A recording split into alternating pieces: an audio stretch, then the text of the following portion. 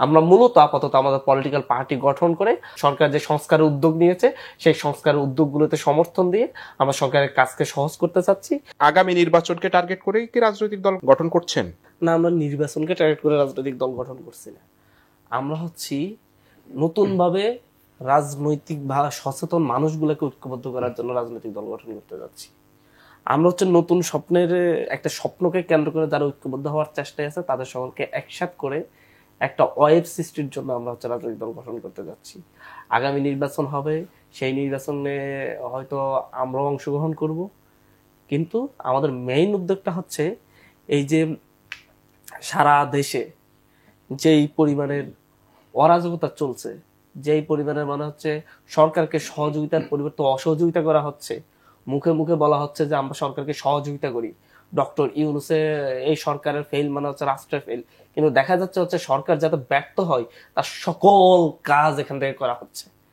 একটা এক্সাম্পল বলি, বিএনপি হয়তো আপনারা দেখেছেন, বিএনপির একটা উপজেলাতে আপনারা নিউজ করছেন, আমি চোখে পড়ছে আমার নিজেরই উপজেলা, যেটা যে হচ্ছে গণসমাবেশ, বিএনপির গণসমাবেশ, ইয়াতে করে মিছিল দিয়ে আসছে কৃষক লীগের পক্ষ থেকে অমুককে স্বাগতম, বিএনপি দলীয় সাবেক এমপিকে স্বাগতম জানাচ্ছে। ওনার মঞ্চেই ভাষণ শেষে, বক্তব্য দেওয়ার শেষে ওনার বসায় সেখানে বসে হচ্ছে জয় বাংলা বলে স্লোগান দিয়ে বক্তব্য শেষ করছে।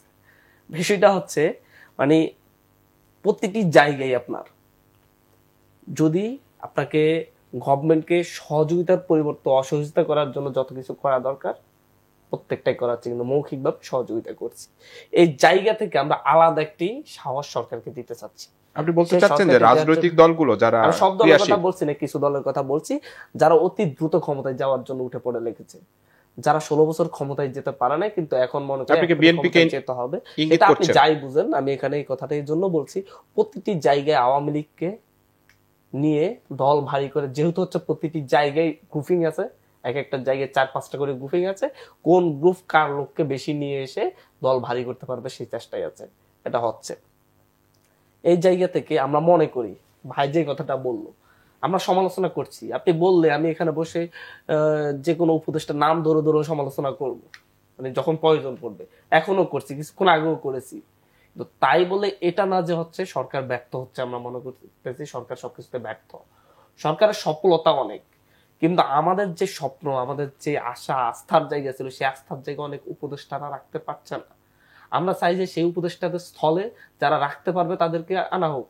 আমরা চাই যে আমলারা যারা হচ্ছে এতদিন পর্যন্ত আওয়ামী লীগকে অন্ধভাবে সার্ভ করেছে, যারা এতদিন দীর্ঘদিন ধরে দুর্নীতি করে দেশটাকে লুটফাটে সহযোগিতা করেছে আওয়ামী লীগকে, তাদেরকে সরিয়ে দিয়ে সৎ আমলাদেরকে এগিয়ে আনা যায়।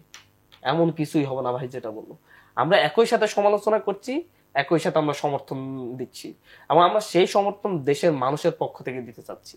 আমরা চাচ্ছি হচ্ছে ঢাকা শহরে আপনার সেই 5ই আগস্ট, 4ই আগস্ট, 3ই আগস্ট কোটি মানুষ রাজপথে ছিল, প্রতিটা পয়েন্টে। মিরপুরে 1 লক্ষ মানুষ ছিল জাস্ট এটা 3 তারিখ 4 তারিখে মিরপুরে একটা চত্বর, গোল চত্বর। এই মানুষগুলো তো এখন ঘরে ফিরে গিয়েছে, কিন্তু তারা দেখেন হচ্ছে সরকারকে সাপোর্ট দিয়ে যাচ্ছে, ঘরে বসে অনলাইনে ইয়ার মাধ্যমে যখনই কিছু হচ্ছে সাপোর্ট দিয়ে যাচ্ছে। যখনই সরকারের বিরুদ্ধে কোনো ষড়যন্ত্র হওয়ার কথা শুনছে সাথে সাথে রাস্তায় নেমে চলে আসছে। যখনই দেখছে যে হচ্ছে ইয়াতে আপনার আনসার বিদ্রোহের কথা দেখেন, আনসার বিদ্রোহ হওয়ার যখন হচ্ছিল 1 ঘন্টার মধ্যে কি এখানে 50,000 1 লক্ষ মানুষ আসতে চলে আসে নাই, চলে এসেছে। আপনারা কি মনে করেন যে অপেক্ষায় আছে ডক্টর মোহাম্মদ ইউনূসের বিরুদ্ধে যদি কোনো ষড়যন্ত্র হয়, মানে এই সরকারের এটা মোকাবেলা করার জন্য সবাই প্রস্তুত হচ্ছে। এই লোকগুলাকে যারা রাজনৈতিক ভাবে এই অভ্যুত্থানের মধ্য দিয়ে সচেতন হয়েছে, যারা একটি সংস্কার চাই, একটা পরিবর্তন চাই, সেই পরিবর্তনকামী মানুষগুলাকে আমরা আবার ঐক্যবদ্ধ করতে চাচ্ছি। আমরা পারি না এটা, আমাদের কিছু ব্যর্থতা ছিল, আমাদের কিছু কয়েকজন ফেস ছিল, আমাদের কোনো অর্গানাইজেশনাল ওয়ে ছিল না, যার কারণে আমরা তাদেরকে একত্রিত করতে পারিনি। ওনারা আমাদের কাছে এসেছেন, কিন্তু ওনার টিএসসিতে আমরা যখন দেখেছি, ওনার টিএসসিতে লাখে লাখে মানুষের সেখানে সব প্রাণ দিয়ে গেছেন, ওনারা এসেছেন আমাদের সাথে কথা বলতে চেয়েছেন, আমাদের অফিসে অন্যান্য জায়গায় যেখানে গিয়েছে ওনারা আমাদেরকে জটলা করে ধরেছেন কথা বলতে। কিন্তু আমরা তো হচ্ছে 4-5 জন 6 জন মানুষ, আমাদের তো হচ্ছে সকলের সাথে কথা বলা টাফ হয়ে যায়। তাই এই যে মধ্যবিত্ত মানুষ কিন্তু অনেক বেশি আত্মসম্মান থাকে, এরা আসে কথা বলে, তারপরে একটা জিনিস ওনাদের অবদান অনেক বেশি। এই অভ্যুত্থানে। ওনারা দীর্ঘ সময় ধরে লড়াই করছেন, আন্দোলনকারীদেরকে খাইয়েছেন, আশ্রয় দিয়েছেন।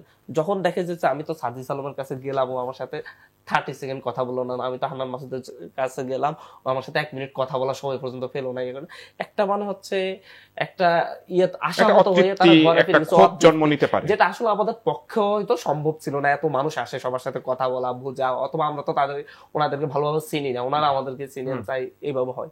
তো যার কারণে ওনারা ঘরে ফিরে গেছেন। কিন্তু এরকম অনেকের সাথে কথা বলেছে, বলে যে আপনারা ডাকলে আরেকবার আসবো।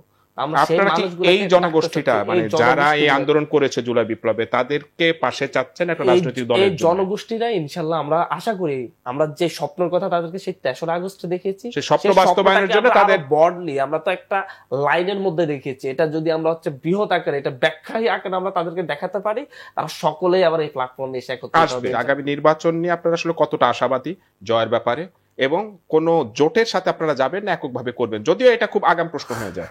এটা অনেক আগাম প্রশ্ন হচ্ছে, আসলে হচ্ছে নির্বাচন তো অনেক দেরিতে আছে। শুধু আমি এতটুকু বলতে পারি, আমি নিজে ইলেকশন করব, সেটা দল থেকে হোক অথবা স্বতন্ত্র হোক, এটা বলতে পারি।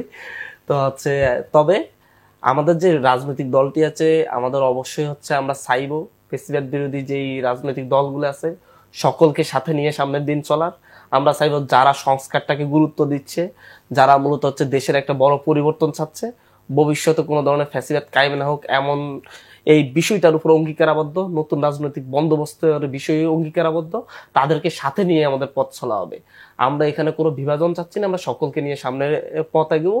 আমরা মূলত আপাতত আমাদের পলিটিক্যাল পার্টি গঠন করে অন্তর্বর্তীকালীন সরকার যে সংস্কারের উদ্যোগ নিয়েছে, সেই সংস্কারের উদ্যোগগুলোতে সমর্থন দিয়ে আমরা সরকারের কাজকে সহজ করতে চাচ্ছি। এবং আমরা পাশাপাশি হচ্ছে আমাদের পাশে যারা হচ্ছে নতুন রাজনৈতিক বন্দোবস্ত, নতুন সংস্কারের বিষয়গুলো, এবং হচ্ছে আগামীর বাংলাদেশটাকে একটা 56 বছরের পচে গেলে যারা রাজনৈতিক ব্যবস্থার বাইরে গিয়ে আগামী বাংলাদেশ তাদের সকলকে নিয়ে সামনে আমরা একসাথে একটা মুভ দিব, যেটা সামাজিক সংস্কার, সাংস্কৃতিক সংস্কার এবং সবকিছুর উপরে জোর দিয়ে নতুন একটা বাংলাদেশের স্বপ্ন দেখে আপনারা এই কাজটা করবেন। গড়ে তুলবে।